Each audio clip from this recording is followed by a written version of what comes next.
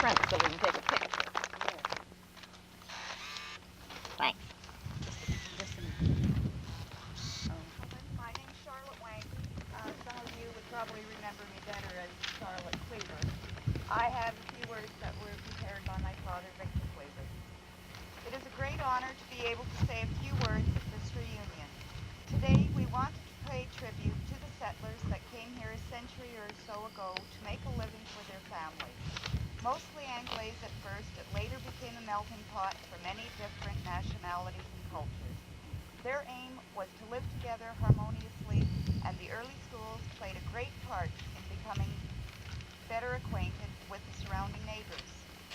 Our family came here in 1937, and as in any change, there was some apprehension at first, but it didn't take long before we were one of the gang. Not only were we taught the 3 R's in school, but also responsibility and work sharing, like sweeping floors, cleaning blackboards, etc.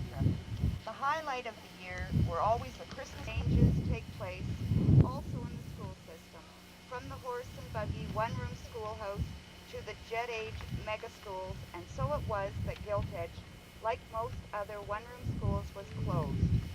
In closing, I would like to pay tribute to the forefathers who had the vision to build schools for their children, the teachers over the years, trustees, parents, and children. And may the friendships that developed over the years through Gilt Edge School number 1678 never cease. O God, our help in ages past, our hope for years to come, our shelter from the stormy blasts, and our eternal hope. I'm glad he consented to speak to us today. Thank you. Thank you. He's got a longer introduction for me than I've got here. Thank you. Okay, dear friends of Castleton School District number 976. It is a privilege and honor to relate some of my thoughts. Indeed, when I reflect on the achievements of Castleton school students, whether they be great or small, and their contributions to society, and when I think of that, I can think of doctors, I can think of nurses, and I can think of farmers and laborers, etc. I won't mention there are a number of others too as well. I feel thankful to God to have been a part of that company of trustees, and I just met one of them, Lyle Johnson here, that I haven't seen for a long time. I was glad to see him. The last secretary-treasurer, and that was me, as I was mentioned already. And I am to represent them at this occasion. In the eyes of trustees, I believe the school certainly was a success, and we need to be thankful to the people that had the vision during the pioneer years to provide facilities for the academic education of their children and for the succeeding generations, of which we are right now. This, of course, would not have been possible without the competent teachers. And we do have, I understand, possibly 2 of them here representing them. I'm not sure whether Mrs. McIntyre is here yet or not, but I understand Violet Anderson, Miss Violet Anderson is supposed to be here somewhere. 8 grades, and usually somewhere from 15 to 30 students, quite a feat. In conclusion, I would venture to say that these one-room schools have served us well in the past, and I do believe that certain elements of the one-room schools are being put into practice again in our divisional schools. And for example, I believe Elm Creek might be unique in that respect because we have the high school and elementary all in the one building, and you have elementary students being helped out by the high school students. This should remind us that change for the sake of change is not necessarily good, but I would therefore not want to downplay the benefits derived from amalgamation in our divisional school system as we have it today. So let us support beneficial progress just like our predecessors did. I would like to end with... On her parents, Douglas and Barbara Gibson's home site. Oh, I'm losing my... She is the granddaughter of Charlotte Thompson, who ran the Culross store and the post office for many years after the death of her husband Albert, or Ab, as he was popularly called. Excuse me. She is also the great-granddaughter of William McKee, one of the 3 first trustees of Castleton. Among other vocations, she has been a successful newspaper reporter. We are fortunate she has consented to excuse me, my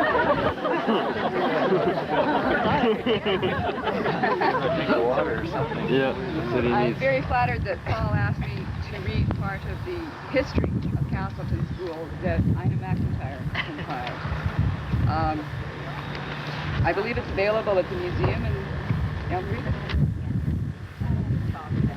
Yeah. Okay. I've had to change a little bit because this was written by Ina personally. Castleton School District number 976 was opened in 1898 and closed in 1967.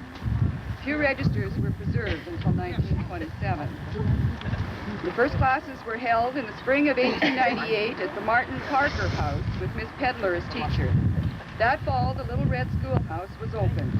Records differ as Culross School elsewhere in Manitoba. Castleton was chosen from the 3 names sent out by the Department of Education.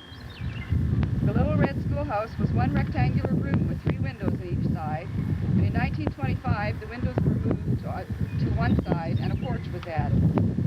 Violet Anderson, a local girl, taught at Castleton for 5 years, 1929 to 1934.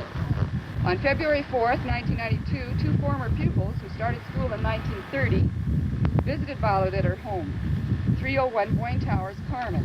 Paul Clausen and Edgar Dick gathered these recollections during that visit. She was as his first teacher, Violet Anderson. Quote, "Our education began in Castleton School, a 1-room classroom building situated in the west end of Culross. In winter, transportation was by open bobsled, and fingers were often stiff from the cold, making it difficult to unhitch the horses at school. The inkwells were frozen on winter mornings, and it took several hours of stoking the large coal-fired furnace before the room became warm enough to work comfortably. This job was delegated to the teacher and older students. In summer, we walked to school a distance of 2.5 miles. Although they had little to work with, the teachers were dedicated, often sacrificing after-school hours to give us a good education. At one time, 38 students were enrolled in the small school, including grades 1 to 8 and grades 9 and 10 correspondence. Extensive renovations were made to Castleton in 1937 when the school was raised onto a full basement, complete with furnace, indoor toilets, and room for students to engage in various activities. Necessary repairs were made to the building itself, and painting was done outside and in. The trustees were former students. Myself closed a newspaper story in 1985 with this sentence, quote, "They have become the people they are through lessons taught in and out of classes in a 1-room schoolhouse." And I believe that. Are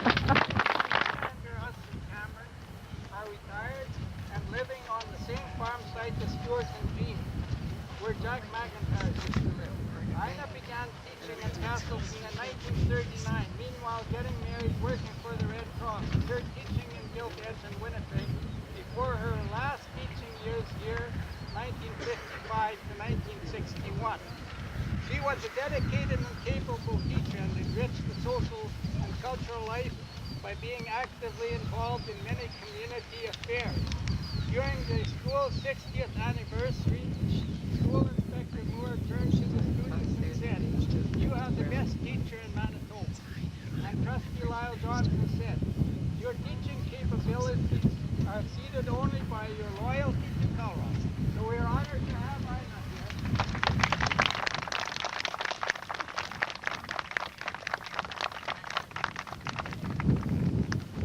First of all, I'm sorry we're late. We did start on time up until this, but there were far more people than we expected. We've come 4.5 miles down south, and it's cooler down here than it was up at Kilday.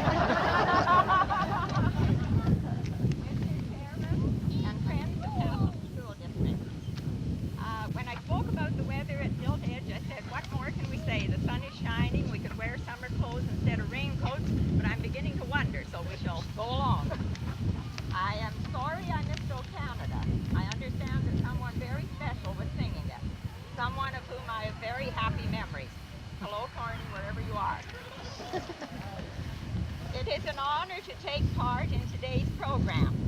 Since time is limited, I have chosen to refer to notes.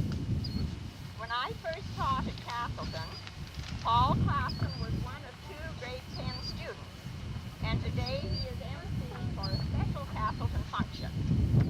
Paul has successfully farmed, been our neighbor and friend, and pursued a delightful hobby of collecting butterflies, which has led to the co-authoring of a book on butterflies of Manitoba. Well done, Paul. I first came to teach at Castleton in August 1939. Mother and I lived in a brand new cottage, which the late Ab Thompson arranged to have built that summer. 2 memorable events happened in September 39, declaration of World War II, and the installation of hydro in Culross Village. Friends in the Culross classroom at Elm Creek and enjoy the memorabilia that is on display. Our thanks to Helen McKay for her ability and hours of work as the Culross representative on the Centennial Committee. This weekend means a lot to Helen, as she was an Elm Creek girl who taught at Castleton, Gilt Edge, and Elm Creek schools. I extend appreciation to Paul Claflin for his untiring work on the Karen Committee and arranging this program for today. We appreciate Don Polson making it possible for the Karen to be placed on the site of Castleton School, and for choosing a locally grown stone from the field of the late Joe Johnson. I know that pleases Lyle Johnson and members of his family who are here with us today. Whenever anyone connected with Castleton School drives into Culross or up the North Road, I hope this impressive Karen will bring memories of happy school days at Castleton. May all of you here have a happy weekend.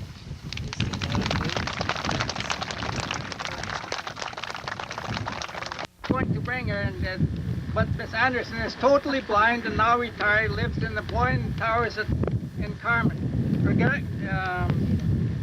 She taught in Castleton 5 years, beginning in 1929, my first teacher.